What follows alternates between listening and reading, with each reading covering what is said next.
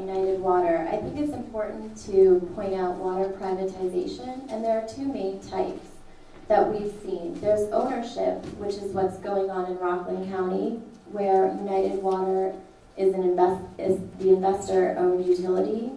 And also there's contracts that we've seen where it's a private-public partnership, and they enter into contracts with municipalities to run the utilities. In both situations, what we've seen is similar problems: the loss of public control, high public costs, consumer bills, poor service, and human and environmental health risks. So it's also important to realize that United Water is a very small part of a big organization, a big corporation called Suez, which is based in Paris, France. And as you can take a look at this slide, we have the revenues and the profit of both Suez, the bigger corporation, which is the world's second largest water corporation, and also the United Water, which is at issue right now.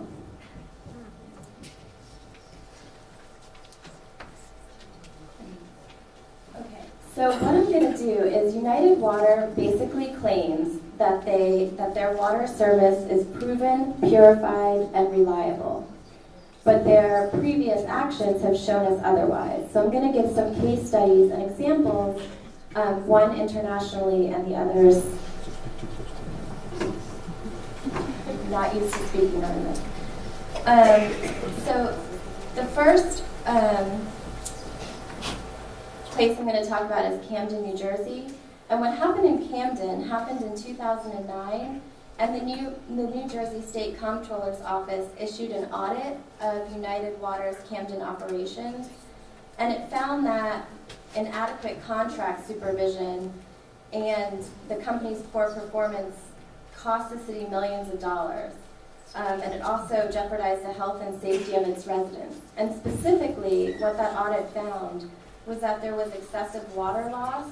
The system lost 45% of its water from 2004 to 2008, even though in the contract that they entered with Camden, they promised to limit the losses to 10%.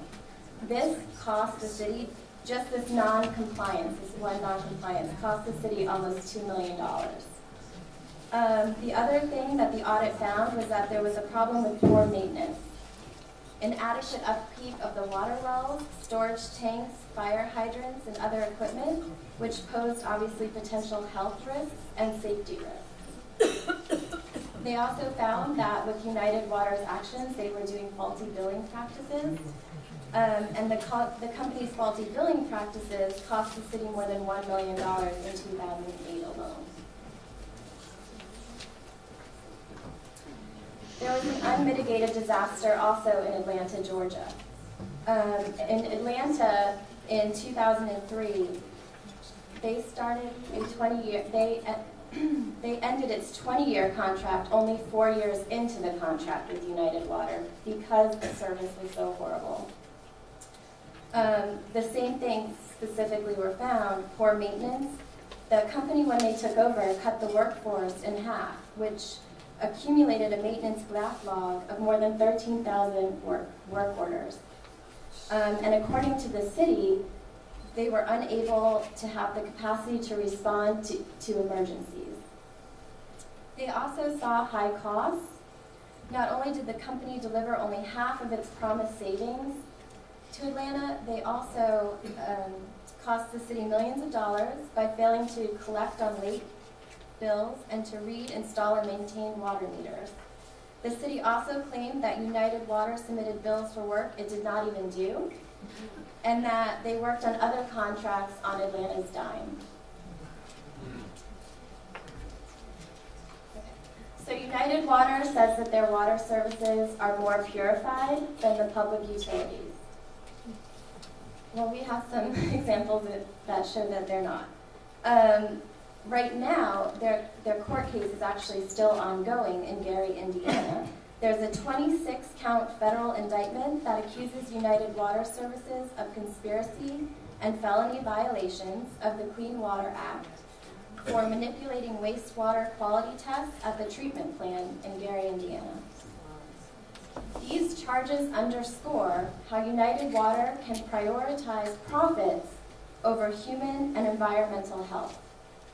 The company allegedly sought to save money on chemical costs by lowering the chlorine levels between the water quality tests. And corporate policies may have incentivized this because according to the actual indictment, the company's annual appraisal of its project manager gave a substantial higher weight to improving the financial performance of United Water's Gary Sanitary District operation than it did to compliance with environmental requirements. Cutting corners in this case did not pay off because several months before the indictment, the Gary Sanitary District ended its contract with United Water for financial reasons. This ending the contract is expected to save Gary, Indiana, $8 million a year because they're going to run it with public employees.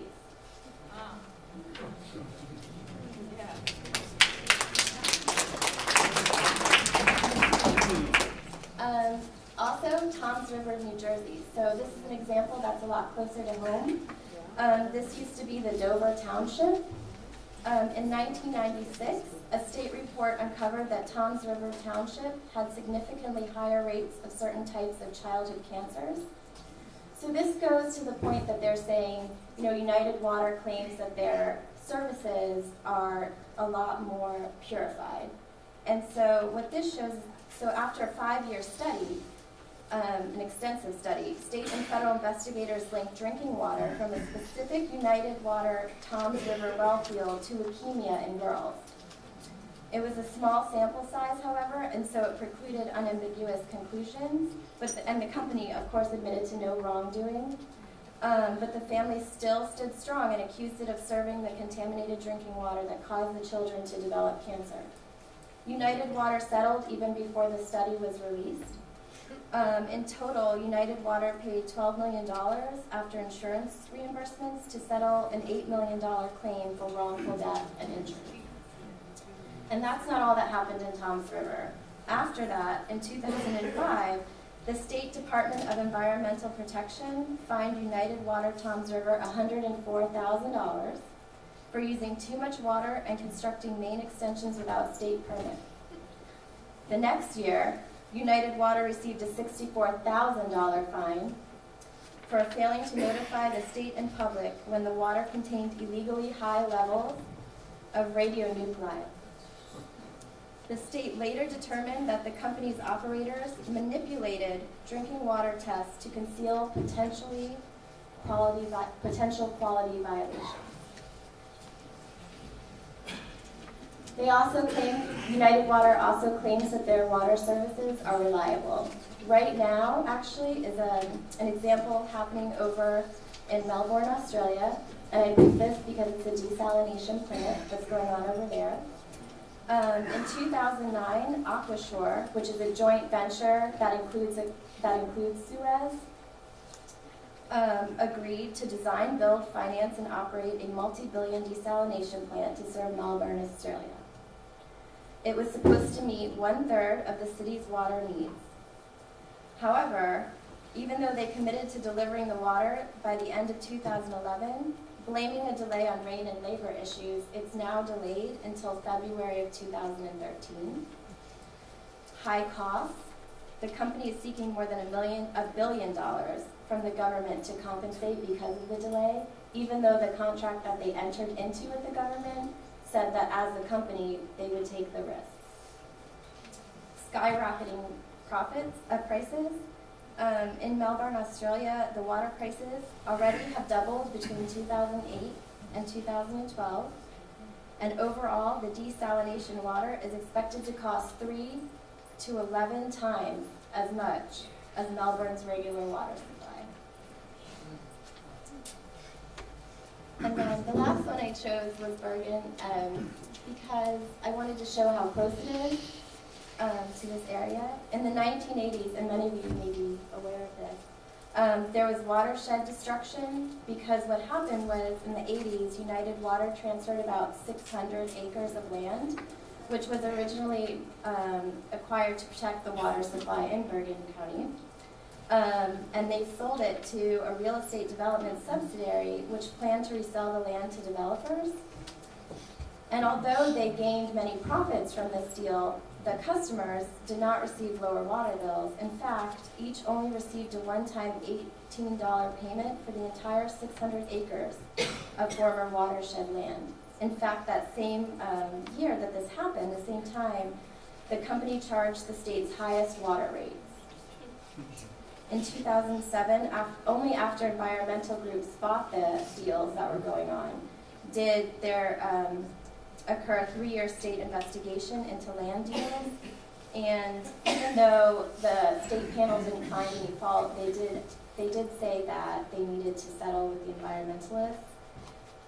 And 2 years later, United Water entered into agreement with Hackensack Riverkeeper and Bergen Save the Watershed Action Network to preserve more than 3,000 acres.